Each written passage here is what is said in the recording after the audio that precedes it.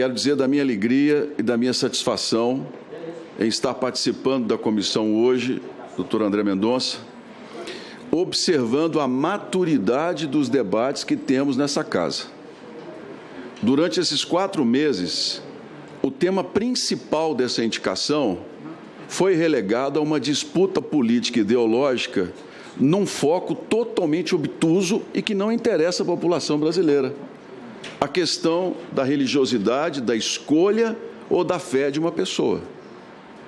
Esse debate que ganhou corpo, em boa parte, inclusive, da imprensa, é um debate injusto, inconstitucional e que não nos leva a absolutamente nada, inútil. Porque o que nós temos que levar à população brasileira é quais serão os posicionamentos e se o indicado tem ou não capacidade para exercer o cargo dentro da nossa Suprema Corte. Esse tem de ser o nosso principal mérito do debate e é o que eu estou observando nessa Comissão de Constituição e Justiça, em que todos os posicionamentos, a começar pelo meu colega de imprensa, senador Cajuru, e a todos os demais, agora terminando com o Messias, passando pelo senador Anastasia, o senador Esperidião a mim, a clareza em entendermos a capacidade de uma pessoa que vai nos representar, e não aquilo que a Constituição garante a ela, que é o direito de professar a fé. Se entrarmos nessa seara, senhor presidente Davi Alcolumbre, de um evangélico no Supremo, nós vamos ver que na história já tivemos outros ministros evangélicos no Supremo. Antônio Martins Vilas Boas foi nomeado ministro em 1957, mineiro. Hoje o prédio, inclusive, da Faculdade de Direito da Universidade Federal de Minas Gerais tem o nome dele, foi um grande jurista, aposentado pelo governo militar em 1966. É um esquecimento da história em que se só observa o lado que se quer, o recorte que se faz. E a gente percebe, presidente Davi Alcolumbre, muitas vezes, o debate sobre a liberdade religiosa no Brasil, que sempre se voltou contra o fenômeno dos evangélicos no Brasil. Mas a intolerância religiosa, ela existe em todos os setores, em todas as áreas da sociedade. E, às vezes, eu observo, vem se falando da indicação de André Mendonça, aí no segundo parágrafo, André Mendonça, que é pastor presbiteriano. O que interessa isso? Eu já repito o que falei aqui. Quando foi que um ministro, um candidato sentou-se aqui, alguém perguntou qual era a fé que ele professava? Isso não interessa a nós, isso está no foro íntimo, individual.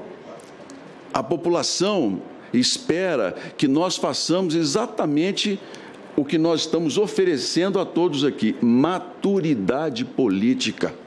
E se há algo que o Brasil precisa hoje, é dessa capacidade da política em dar respostas. Porque é pela política que nós vamos conseguir pacificar o país, é pela política, pelo debate claro, democrático, que nós vamos colocar o Brasil novamente no caminho. Daqui a minha satisfação em participar desse momento histórico.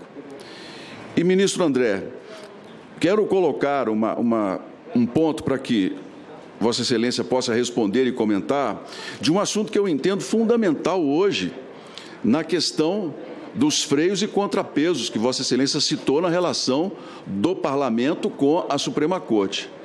Eu tenho criticado em vários momentos decisões do Supremo, de alguns ministros, que, a meu ver, são ativistas judiciais, que extrapolam o posicionamento deles, que desrespeitam essa casa e que muitas vezes nós não nos fazemos respeitar como parlamento. Mas, quando a gente observa a questão dentro do viés republicano, percebe-se que nós não temos um instrumento hoje, jurídico, que diga ao Supremo que ele não pode avançar nas questões que ainda não estão claramente definidas pelo Parlamento. Vou citar um exemplo aqui, claro, a questão da Lei Candir, a questão da tributação sobre exportações, que o Parlamento se debateu, o lobby das empresas não deixou avançar e foi parar no Supremo. O senador Antônio Anastasia, inclusive, foi relator do projeto. O ministro Gilmar Mendes deu uma resposta espetacular, de que não caberia ao Supremo definir quanto se deve cobrar numa exportação. Era papel do Parlamento. Mas foi uma decisão de foro do ministro Gilmar Mendes, Porque se fosse um outro ministro, daria lá uma sentença e imporia ao parlamento uma decisão monocrática vaidosa, como aconteceu recentemente, e nós não teríamos um avanço. O próprio ministro Dias Toffoli, no encontro que teve conosco do PSD, nós colocamos com muita franqueza esse posicionamento de voltar o STF a respeitar o parlamento nas decisões em nome da população, porque é assim que funcionam os poderes. E o ministro nos colocou que seria necessário esse instrumento, porque hoje a Constituição não diz claramente, mas toda vez que provocado o judiciário, ele tem que dar uma resposta e abre para as decisões, como eu disse, monocráticas.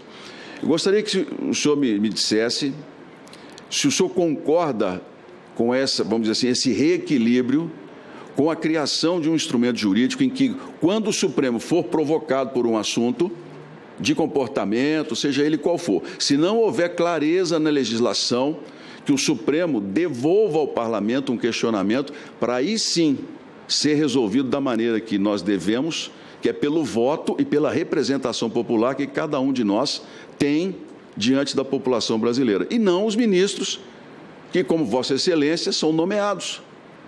Porque se querem legislar, que se candidatem, que façam como nós, que enfrentem a população, que digam para que vieram.